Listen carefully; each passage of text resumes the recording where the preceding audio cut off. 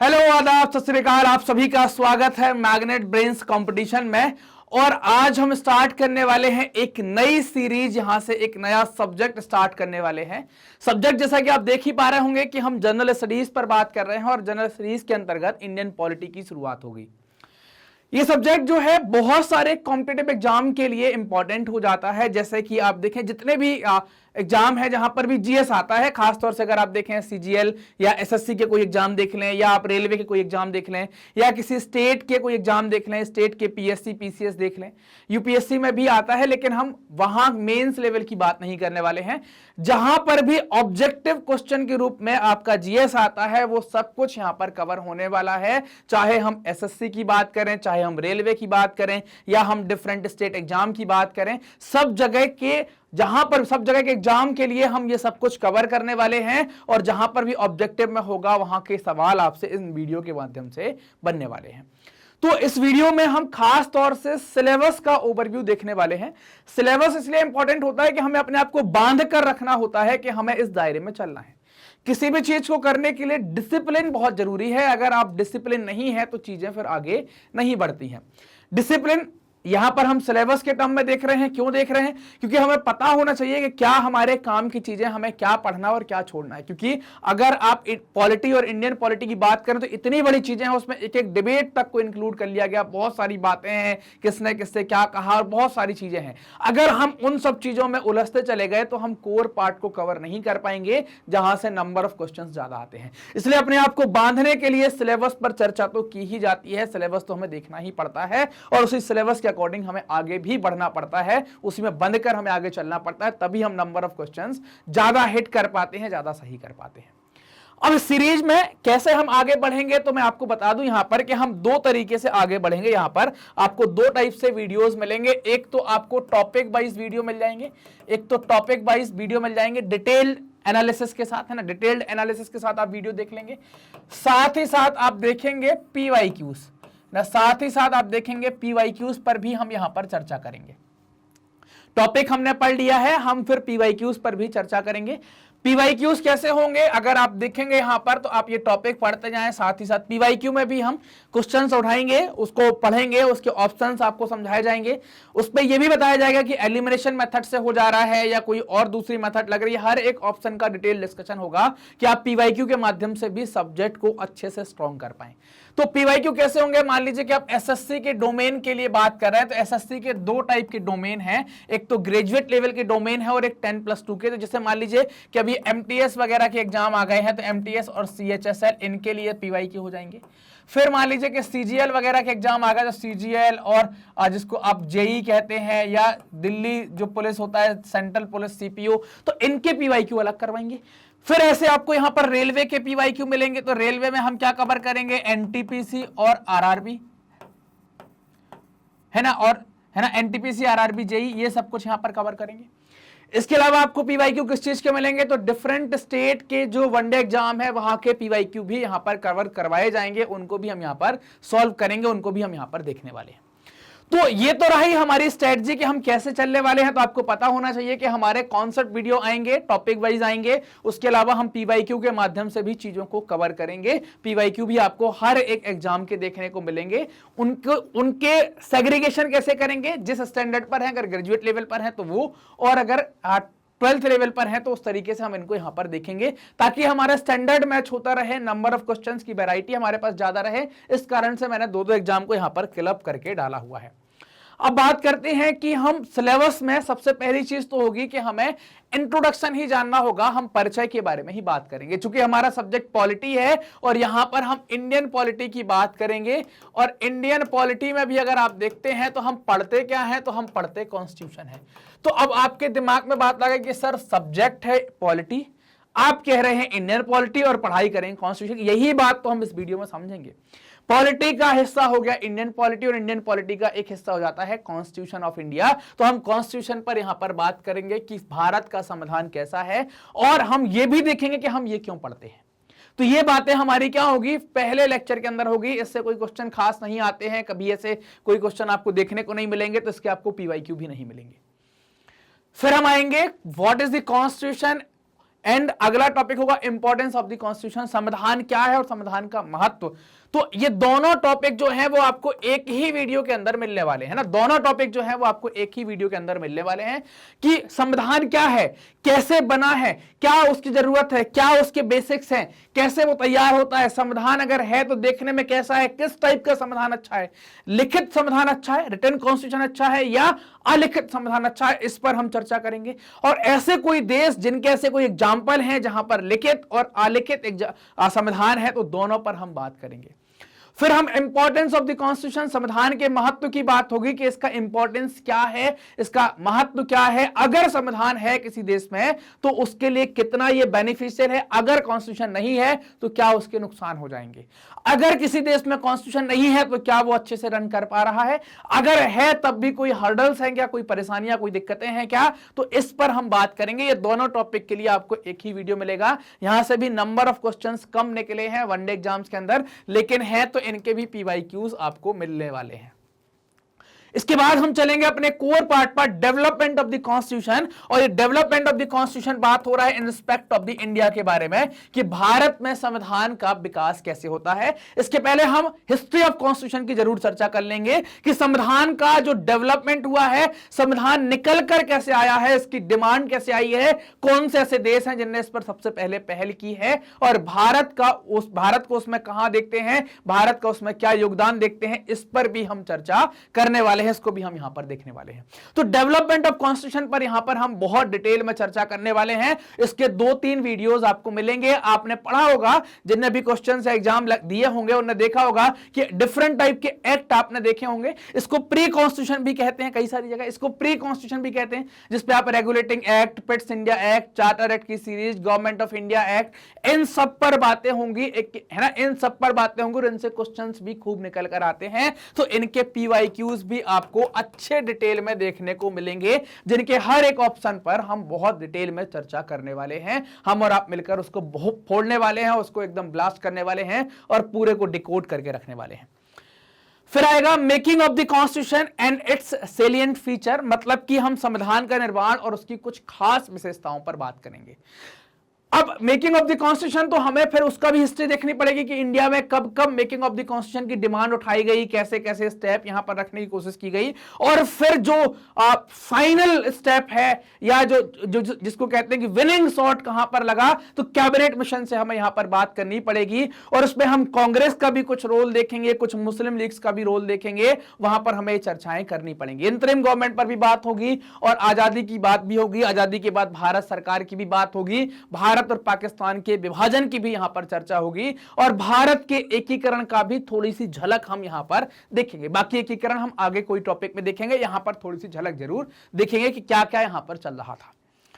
फिर जब making of constitution की बात हो जाएगी तो सोर्स ऑफ द कॉन्स्टिट्यूशन, कि हमने जो कॉन्स्टिट्यूशन तैयार किया है उसके सोर्स क्या रहे हैं, किन किन कंट्री से हमने किस किस कॉन्सेप्ट को लिया है। हमारे यहां पर सिर्फ कॉन्सेप्ट लिए गए हैं, हमने कॉपी नहीं किया। ये मिथ आप दिमाग में बैठा के रखते हैं कि हमने सब कुछ कॉपी किया। हमने कॉन्सेप्ट, आइडिया ऑफ कॉन्सेप्ट हमने लिया है कि अच्छा वहां पर लोगों को इस तरीके से ट्रीट करते तो कुछ ऐसा हमारे यहां पर हो सकता है। जैसे फंडामेंटल राइट की बात करें कि अमेरिका में है तो वही राइट जो अमेरिका में एज इट इज नहीं लगाएगा इंडियन को, लेकिन कॉन्सेप्ट ऑफ फंडामेंटल राइट हमने अमेरिका से ले लिया।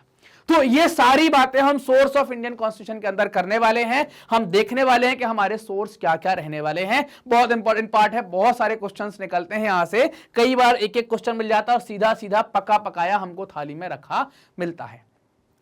जब ये हम कर लेंगे, सोर्स की बात हो जाएगी। इसके बाद कुछ general information of the constitution, कितना संविधान बनाने में खर्चा हो गया, कौन कौन लोग थे, है ना। फिर इसके बाद हम देखेंगे कि हमने क्या क्या जो सिंबल है उनको अडॉप्ट किया हुआ है। ऐसी कुछ सामान्य सी बातों पर हम यहां पर चर्चा करने वाले हैं, जो सामान्य जानकारियां कभी कभी क्वेश्चन में निकल कर आती हैं और हमने सब कुछ पढ़ा होता है और हमको पता नहीं होता कि हमने तिरंगा झंडा कब स्वीकार कर लिया, कब एक्सेप्ट कर लिया, जो राष्ट्रगीत है उसको पहली बार कब गाया गया, भारत ने कब स्वीकार कर लिया, ये चीजें हमको पता नहीं होती। तो जनरल इंफॉर्मेशन में हम यहां पर बात कर लेंगे। फिर एक छोटा सा पार्ट आप देखेंगे यहां पर कि मैंने लिखा हुआ है यहां पर कि parts of constitution, articles and schedules.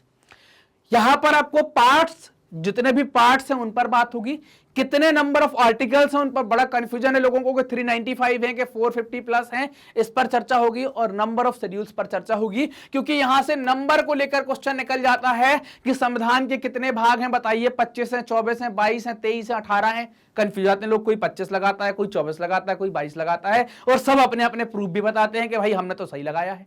तो यहां पर हमें बात करनी है कि संविधान के भाग कितने हैं, वैसे ही कितने अनुच्छेद हैं और कितनी अनुसूचियां हैं, नंबर ऑफ शेड्यूल्स कितनी हैं, इन पर हम बात यहां पर करने वाले हैं, और इनमें क्या क्या बदलाव हुए हैं। मतलब यहां पर हम एक ऐसी चीज देखेंगे कि ओरिजिनल कॉन्स्टिट्यूशन को रखेंगे, फिर उसमें हम रखेंगे क्या ऐड हुआ, फिर क्या ऐड हुआ, फिर क्या ऐड हुआ, फिर क्या ऐड हुआ, सबसे लास्ट में क्या लिया गया। तो ये सारी बात यहां पर, क्योंकि आपसे पूछ ली 4 चीजें दे दी कि अनुसूची 9 बताइए, भाग 11 बताइए, और उनने कह दिया कि सिटीजनशिप अमेंडमेंट एक्ट 2019 बताइए। अब इनमें से बताइए कि बढ़ते क्रम में बताइए कौन कौन कब कब संविधान में स्वीकार किए गए। गड़बड़ हो गया, थोड़ा सा घुमा दिया और हम फंस गए। तो ये सारी बातें यहां पर होंगी। इसके बाद आएंगे हम प्रस्तावना पर, प्रियम्बल पर। तो हम यहां पर प्रस्तावना को डिटेल देखेंगे, एक एक वर्ड को डिकोड करने की कोशिश करेंगे, मतलब जो हमारे काम का यहां पर होने वाला है कि कॉन्सेप्ट ऑफ प्रियम्बल कहां से आया। इसमें कई बार आप जब प्रियम्बल पढ़ते हैं तो सीधे नंबर पूछते हैं कि कितने टाइप की समानता की बात की गई, कितने टाइप की जस्टिस यानी कि न्याय की बात की गई। तो आपसे नंबर भी पूछ सकते हैं, तो उस पर भी हम बात करेंगे। चेंजेस इन प्रियम्बल मतलब संविधान में क्या क्या बदलाव हुए हैं, प्रस्तावना में क्या क्या बदलाव हुए हैं, इन पर भी बात यहां पर होगी। तो ये प्रियम्बल बहुत इंपॉर्टेंट है, एक लेक्चर के अंदर इसको खत्म करेंगे, और उसके हम क्या देखेंगे, उसके जो भी इंपॉर्टेंट पीवाईक्यू हैं उनको भी हम देखेंगे कि प्रस्तावना से जुड़े जुड़े क्या हमारे यहां पर पीवाईक्यू होने वाले हैं। शेड्यूल्स ऑफ कॉन्स्टिट्यूशन, संविधान की अनुसूचियां क्या होंगी। शेड्यूल्स ऑफ कॉन्स्टिट्यूशन क्या है, शेड्यूल्स ऑफ कॉन्स्टिट्यूशन की अगर हम बात करेंगे तो क्या है यहां पर कि संविधान की अनुसूचियां क्या है, तो कितनी थी पहले, ओरिजिनल कॉन्स्टिट्यूशन में कितनी थी, मूल संविधान में कितनी थी, वर्तमान में कितनी है ना, वर्तमान में कितनी है, और कौन कौन कब कब जोड़ी गई है, और डिटेल ऑफ द शेड्यूल, मतलब जितनी भी अनुसूचियां हैं उनका एक एक का डिटेल डिस्कशन हम यहां पर करने वाले हैं। शेड्यूल ऑफ कॉन्स्टिट्यूशन में जो शेड्यूल ऑफ कॉन्स्टिट्यूशन है यहां पर ये पूरी डिटेल चर्चा आपकी होने वाली है। Union and it's territory and reorganisation of state, संघ एवं उसका राज्य क्षेत्र तथा राज्यों का पुनर्गठन, मतलब कि भाग 1 पर यहां पर चर्चा हो रही है कि संघ क्या है। भारत का नाम भारत पड़ा, इंडिया पड़ा, हिंदुस्तान पड़ा, या इसे यूनियन ऑफ स्टेट कहा गया, ये सारी बातें। साथ ही साथ स्टेट जो है, स्टेट रिऑर्गेनाइजेशन पर बातें, कैसे हम इसको रिऑर्गेनाइज करने वाले, ये सारी बातें हम करेंगे। स्टेट क्रिएशन या स्टेट को किसी में इनकॉर्पोरेशन ऑफ टेरिटरी ये कैसे करते हैं, ये सारी बातें करेंगे।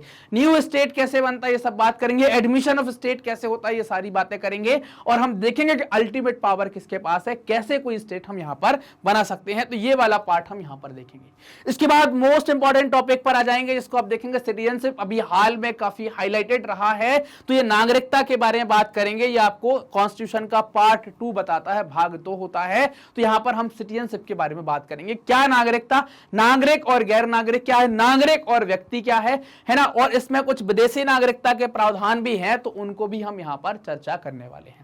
और ये हार्ट ऑफ द कॉन्स्टिट्यूशन की बात कर लें, जो हमको यहां पर अधिकार दिए गए हैं, जिसको आप फंडामेंटल राइट कहते हैं।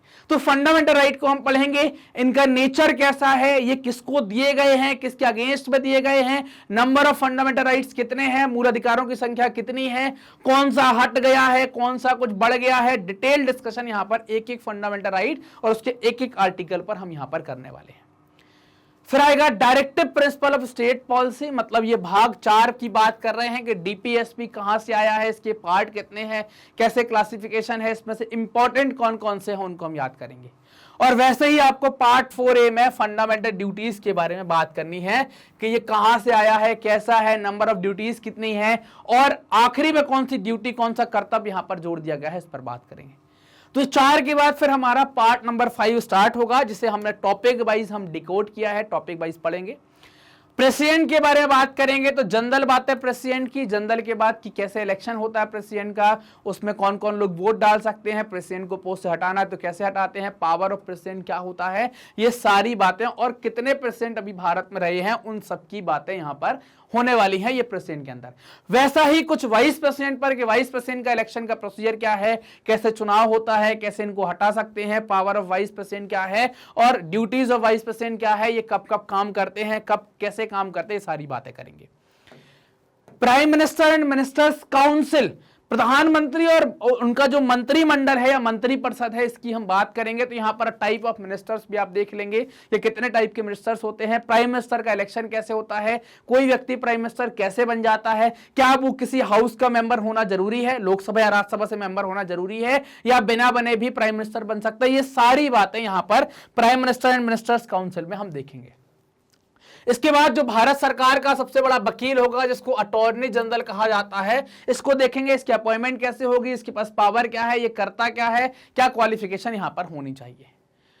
फिर पार्लियामेंट पर आएंगे तो पार्लियामेंट में आपको दो हाउसों के बारे में बात होगी, लोकसभा के बारे में बात करनी पड़ेगी, राज्यसभा के बारे में बात करनी पड़ेगी, और साथ ही साथ दोनों जगह के अध्यक्ष या सभापति, लोकसभा का अध्यक्ष, राज्यसभा के सभापति पर बात होगी। फंक्शनिंग ऑफ पार्लियामेंट, लोकसभा की कार्यवाही कैसे होती है, सेशंस ऑफ पार्लियामेंट, कैसे सेशंस लगते हैं, क्वेश्चंस इन पार्लियामेंट, कैसे प्रश्न हम पूछते हैं पार्लियामेंट के अंदर, ये सारी डिटेल बातें। इसी के अंदर हम बजट सेशन की बात करेंगे, कमिटीज ऑफ पार्लियामेंट, संसदीय समितियां जो होती हैं उनकी भी यहां पर चर्चा होने वाली है। तो कंप्लीट पार्लियामेंट आपको यहां पर मिलने वाला है। इसके 2-3 वीडियो मिलेंगे, एक में कंप्लीट नहीं होगा, पार्लियामेंट के कम से कम आप 3 वीडियो देखेंगे। फिर इसके बाद हम सुप्रीम कोर्ट पर चर्चा करेंगे कि सुप्रीम कोर्ट की हिस्ट्री क्या रही है, भारत में स्टैब्लिशमेंट ऑफ कोर्ट कैसे हुआ है, यहां पर जजों की नियुक्ति कैसे करते हैं, कैसे हटाते हैं, इनकी पावर क्या है, ये सारी बातें हम यहां पर देखेंगे। साथ ही साथ यहां पर कंपेरिजन करके हाई कोर्ट भी देख लेंगे, यहां पर कंपेरिजन करके हाई कोर्ट भी देख लेंगे। जब आएगा हाई कोर्ट का टॉपिक तो ठीक है, यहां पर कंपेरिजन करके हाई कोर्ट भी देख लेंगे। फिर हम कैग की बात करेंगे, कॉम्प्ट्रोलर एंड ऑडिटर जनरल की हमें बात करनी है कि भारत का नियंत्रक एवं महालेखा परीक्षक कौन होता है, क्या होता है, इन पर हम बात करेंगे। फिर स्टेट पार्ट नंबर 6 पर आ जाएंगे, जिसमें हमें गवर्नर देखना है। तो इसको हम जब आप राष्ट्रपति पढ़ चुके हैं तो सब कंपैरिजन में आपको यहां से करवाऊंगा कि कैसे हम गवर्नर पढ़ेंगे, क्या पावर गवर्नर की होगी, क्या डिफरेंस है गवर्नर और प्रेसिडेंट में, किन मामलों में गवर्नर अलग है प्रेसिडेंट से। सवाल बनता है ऐसा कि क्या इनमें से, निम्नलिखित में से कौन सी पावर गवर्नर के पास एक्स्ट्रा है राष्ट्रपति की तुलना में। तो ये सारी बातें हमें यहां पर देखनी है। Chief minister and ministers council as it is prime minister and minister council जैसा है, लेकिन कुछ चीजें हैं यहां पर हम बात करेंगे। क्षेत्र का दायरा, पावर का जो रेंज है वो घट जाएगा। स्टेट लेजिस्लेचर पर बात करेंगे तो कई सारे स्टेट में टू हाउस कॉन्सेप्ट अपनाया है और कई सारे स्टेट ने सिंगल कॉन्सेप्ट अपनाया है। तो हमें दोनों देखने हैं। यहां पर हम विधान परिषद की भी बात करेंगे, स्टेट लेजिस्लेटिव काउंसिल की भी बात करेंगे, और साथ ही साथ यहां पर विधानसभा की भी बात करेंगे। साथ ही साथ हम यहां पर विधानसभा की भी बात करेंगे, स्टेट लेजिस्लेटिव असेंबली की बात होगी। दोनों में क्या क्वालिफिकेशन है मेंबर्स बनने के लिए, कैसे चुनाव लड़े जाएंगे, डायरेक्ट इलेक्शन कहां होगा, इनडायरेक्ट कहां होगा, कौन परमानेंट हाउस है, कौन टेम्परेरी हाउस है, ये सारी बातें जो पार्लियामेंट में करी हैं वो सभी बातें हम यहां पर भी अलग से करने वाले हैं। हाई कोर्ट मैंने बताया, सुप्रीम कोर्ट के साथ ही हम देख चुके होंगे।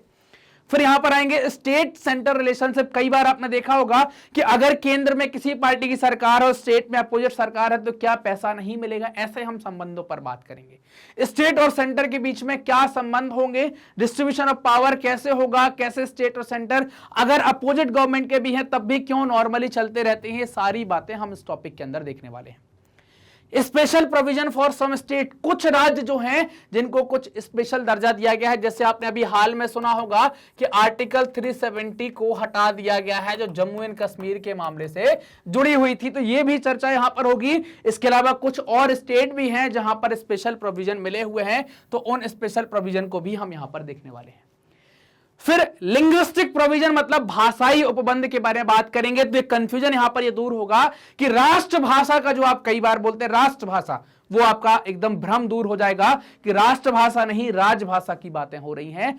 तो यहां पर जो कुछ लैंग्वेजेस हैं उनकी बारे में हमें बात करनी पड़ेगी कि कौन कौन सी लैंग्वेजेस हैं, स्टेट लैंग्वेज के क्या प्रोविजन है ना, और जो हमने संघ की भाषा लैंग्वेज ऑफ यूनियन बना के रखी उसके क्या प्रोविजन है, स्क्रिप्ट क्या है, क्या इसमें हम कैसे काम करते हैं, सारी बातें देखेंगे। इमरजेंसी प्रोविजन, अगर देश पर कोई आपातकाल हो गया तो कैसे व्यवस्था चलेगी, तो टाइप ऑफ इमरजेंसी की बात होगी, इमरजेंसी कैसे लगती है, कैसे उसको हटाते हैं, ये सारी बातें होंगी। उस टाइम पर पावर किसके पास रहती है, ये भी हम यहां पर देखेंगे। फिर लोकल सेल्फ गवर्नमेंट, जो स्थानीय सरकारें होती हैं, नगर पालिका, नगर निगम, ग्राम पंचायत है ना, जनपद पंचायत, इन सबके पावर्स की बात होगी, ये कैसे काम करते हैं, इनका इलेक्शन कैसे होता है, ये सारी डिटेल चर्चा हम यहां पर करेंगे। फिर भारत में इलेक्शंस कैसे होते हैं, निर्वाचन भारत में इलेक्शंस कैसे होते हैं, भारत में निर्वाचन की प्रक्रिया कैसी है, तो हमारे यहां पर प्रत्यक्ष और अप्रत्यक्ष दोनों टाइप की है। मतदान का व्यवहार, बिहेवियर ऑफ वोटिंग है ना, वोटिंग बिहेवियर पर बात करेंगे। और भारत में जो दलीय व्यवस्था है, पार्टी सिस्टम है कि भारत में कितने राजनीतिक दल हो सकते हैं, और अगर कोई दल बनाना चाहता है तो क्या करे, किसी दल को क्षेत्रीय दल का दर्जा कैसे मिले, किसी दल को राष्ट्रीय दल का दर्जा कैसे मिले, कैसे यह दर्जा छीन लिया जाता है, अभी ये न्यूज में भी रहा था। तो ये सारी चर्चाएं करेंगे। इसके बाद इंपॉर्टेंट कमीशन जैसे वुमेन कमीशन है ना, जैसे ह्यूमन राइट कमीशन है, तो इन सब, ओबीसी कमीशन, इन सब कमीशंस पर हम, सीवीसी है, सीआईसी है, इन सब कमीशंस पर चर्चा करेंगे। और आखिरी में कॉन्स्टिट्यूशनल अमेंडमेंट, जो संविधान में संशोधन हुए हैं, इंपॉर्टेंट सभी संशोधन पर भी यहां पर चर्चा होगी कि क्या क्या संशोधन यहां हुए हैं, एक एक पर हम यहां पर चर्चा करने वाले हैं। तो ये हमारे सिलेबस का ओवरव्यू है जो हम सिलेबस यहां पर कवर करने वाले हैं।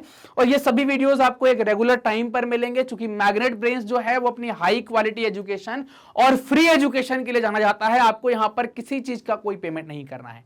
हमारे बहुत सारे कोर्स चलते हैं। तो आप ये वीडियो जो मैं लेकर आ रहा हूं, ये कहां मिलेंगे, तो हमारे ऑफिशियल यूट्यूब चैनल पर मिलेंगे। इसके अलावा आप हमारी वेबसाइट से, हमारे एप्लीकेशन से भी इनको देख सकते हैं। 100% फ्री रहेगा। आप हमारे साथ कनेक्ट करिए यूट्यूब, फेसबुक, इंस्टा, ट्विटर और टेलीग्राम पर, जहां पर आपको जानकारियां मिलती रहेंगी।